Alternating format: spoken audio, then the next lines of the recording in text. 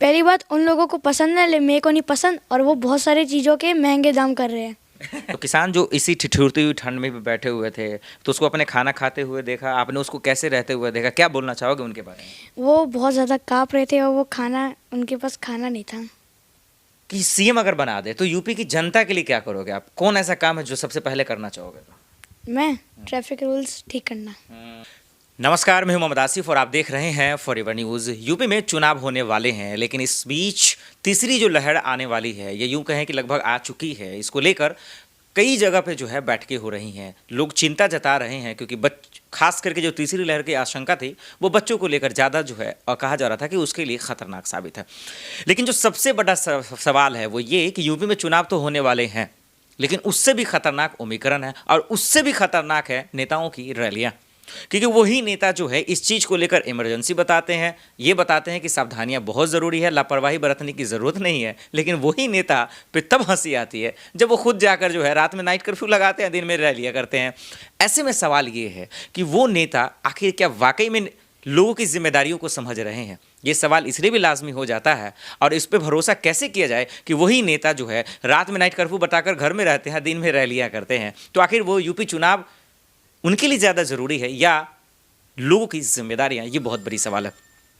इस बीच में कोरोना को लेकर, यूपी चुनाव को लेकर और तमाम सवालों को लेकर एक मासूम सा बच्चा मेरे साथ मौजूद है। इन्हीं से बातचीत करेंगे, ये क्या सोचते हैं, सीएम योगी के बारे में क्या सोचते हैं, पीएम मोदी के बारे में क्या सोचते हैं, और कोरोना का जो एक खौफ है, जो डर है, तीसरी लहर को लेकर बच्चों को लेकर ज़्यादा आशंका बताई जाती है, तो बच्चे इसको लेकर क्या सोचते हैं, ये बहुत बड़ा सवाल है। तो आइए, एक खास पेशकश है, एक अलग वीडियो हटकर है जिससे हम चर्चा करेंगे। बहुत बहुत स्वागत है। क्या नाम है आपका? मेरा नाम है शाश्वत यादव।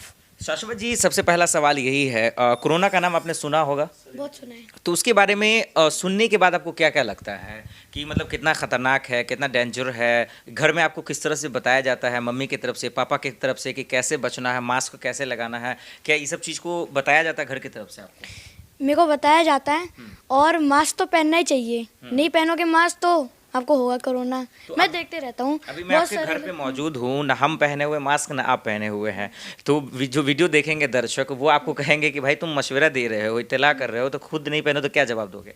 बाहर पहनेंगे मास्क हम लोग, घर में क्यों पहने? बाहर पहनेंगे, लेकिन घर में भी ज़रूरी है, अब पहन लिया करें। खैर, एक बात, तो कोरोना को लेकर के आपको डर लगता है? लगता है।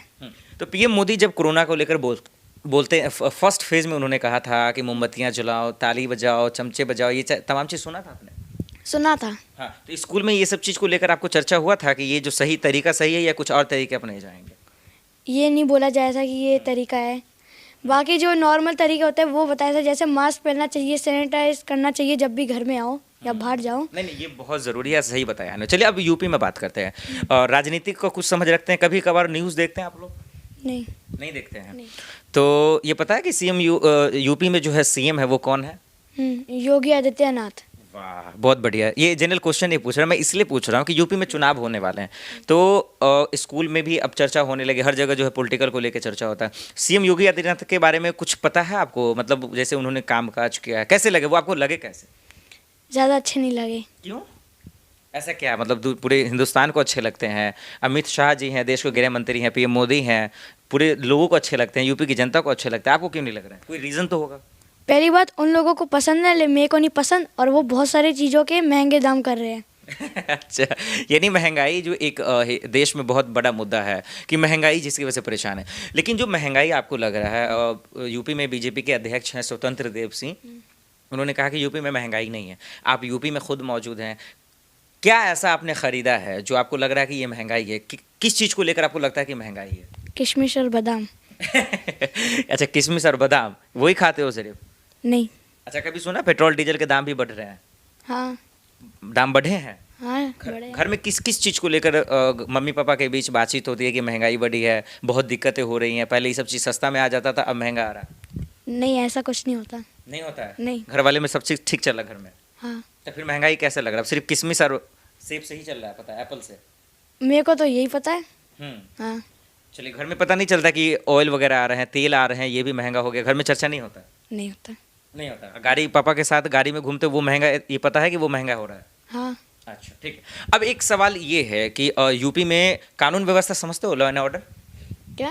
कानून व्यवस्था, कानून जो सुनने को मिलता है ना कि कई गुंडे हैं जो बलात्कार किए हैं, बलात्कारियाँ खोल रहे हैं, घूमे जो है घूमते रहते हैं खुलेआम। तो सीएम योगी ने उसके लिए कहा जाता है कि बहुत अच्छा काम किया है। तो आपको लगता है कि कानून व्यवस्था का गुंडों में डर है, जो पॉकेट मार लोग हैं अब थोड़ा कम हुआ है? नहीं हुआ कम। कम नहीं हुआ? नहीं। पता है मेरे पापा का भी फ़ोन चोरी हो गया था। अच्छा, पापा का फ़ोन चोरी हुआ इसलिए आपको लग रहा है कि खुलेआम घूम रहे हैं, कानून व्यवस्था का डर नहीं इन लोगों में? नहीं है इनको डर। ये तो आते हैं करोड़ बाद चले जाते हैं, बेच देते हैं, अब पैसा कमाते हैं। चलिए, अब सिर्फ 2 सवाल है आपसे आखिर में। पहला सवाल, आप यूपी में बैठे हैं, इसी यूपी में जो है, यूपी के अलावा तो किसान बैठे हुए थे, किसानों का नाम सुना आपने? सुना है। ओके। तो गाजीपुर बॉर्डर है जो यूपी में आता था, दिल्ली, गाजीपुर बॉर्डर दिल्ली या यूपी को मिला के था, उस पर आपने देखा कि कई किसान बैठे हुए थे? आप बैठे हुए थे, मैं पापा के साथ एक बार गया था। अच्छा, कैसा लगा आपको जाके? अच्छा लगा। अच्छा लगा। तो किसान जो इसी ठिठुरती हुई ठंड में भी बैठे हुए थे, तो उसको अपने खाना खाते हुए देखा आपने, उसको कैसे रहते हुए देखा, क्या बोलना चाहोगे उनके बारे में? वो बहुत ज़्यादा काँप रहे थे और वो खाना, उनके पास खाना नहीं था। अच्छा, तो मोदी जी ने अब उनका जो है उनकी समस्याओं का हल कर दिया, प्रॉब्लम का सॉल्यूशन कर दिया है, तो क्या सही किया मोदी जी ने? कैसे प्रॉब्लम का? उनकी जो दिक्कत थी, जिस दिक्कत के वजह से वो बैठे हुए थे, वो समस्या दूर कर दी है, तो क्या सही किया मोदी जी ने? हाँ कर दिया। अच्छा, चलिए, अब एक आखिरी सवाल यही है कि आपको क्या लगता है, अगर यूपी का सीएम आपको बना दें, क्योंकि आप तो बच्चे भी पढ़ाई, कौन सी क्लास में पढ़ रहे हैं? 5th में। अगर आपको सीएम बना दें, सीएम का फुल फॉर्म पता है ना? Chief minister. Good boy. तो अगर सीएम बना देते हैं आपको, क्या लगता, तो आप यूपी के आवाम के लिए, जनता के लिए, आप जैसे जो आपके दोस्त हैं, स्कूल फ्रेंड्स हैं, उसके लिए आप सबसे पहला काम क्या करोगे यूपी के लिए? होमवर्क न करना। होमवर्क नहीं करना है? अच्छा, होमवर्क नहीं करोगे, सबसे ज़्यादा टफ है क्या? हाँ है। क्यों, क्या मतलब होमवर्क में क्या, कौन सी सब्जेक्ट टफ है? मैथ्स। हाँ। हाँ। अरे मैथ मैं भी पढ़ा हूँ, मैथ तो सबसे आसान होता है, सबसे हल्का होता है, उसमें क्या ऐसा है जो भारी है? वो मैम का पढ़ाना। चलो कोई बात नहीं, अगर सही से समझ के पढ़ोगे ना फिर वो आसान है, कुछ भी डिफिकल्ट नहीं है। चलो दूसरा सवाल, कि सीएम अगर बना दे तो यूपी की जनता के लिए क्या करोगे आप? कौन ऐसा काम है जो सबसे पहले करना चाहोगे? मैं ट्रैफिक रूल्स ठीक करना। ये बहुत बड़ा दिक्कत है ना। हाँ। उसको ठीक करोगे। चलो एक आखिरी सवाल है, कैमरा आपका है, माइक आपका है, तमाम चीज़ें, क्या बोलना चाहोगे लोगों से? मैं कि जो मैंने बोला वो सब कुछ सही है। कुछ भी गलत नहीं है? नहीं। चलिए, बहुत बहुत शुक्रिया हमसे बातचीत करने के लिए। तो यूपी में चुनाव है, इस मासूम से बात हुआ। खैर ये तो चलिए इंटरटेनमेंट के दौर पे बात हुई थी, आज इसके घर पे आए हुए थे, इनके पापा का इंटरव्यू करना था, तो इनसे बात कर अच्छा लगा मुझे। मैंने पूछा था इनसे पहले ही ऑफ द कैमरा कि सीएम योगी जी कैसे हैं, बोले कि मतलब इनका कहने का मतलब ठीक है नहीं है। मैंने रीज़न पूछा तो रीज़न को पता नहीं था।